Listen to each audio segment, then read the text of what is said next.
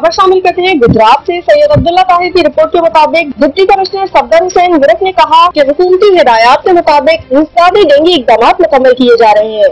महकमा सेहत समेत तमाम महकमे डेंगू सर्विलेंस को अहसन तरीके से सरअंजाम दें।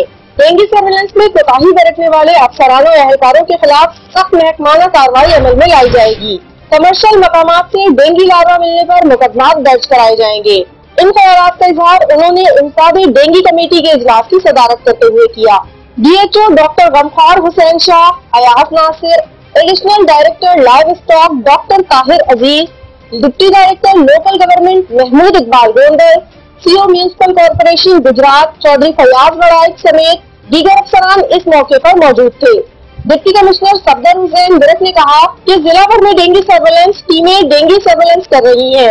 शहरी डेंगू सर्वेलेंस के लिए आई टीमों के साथ ताउन करें।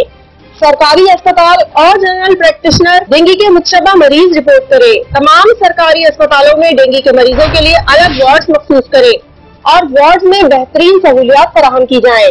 डिप्टी कमिश्नर सफदर हुसैन विरक ने कहा कि बारिशों के पेश नजर म्यूनिसिपल कॉर्पोरेशन गुजरात और तमाम म्यूनिसिपल कमेटियों का अमला मुतहर्रिक रहे और किसी जगह बारिश का पानी खड़ा न होने दिया जाए।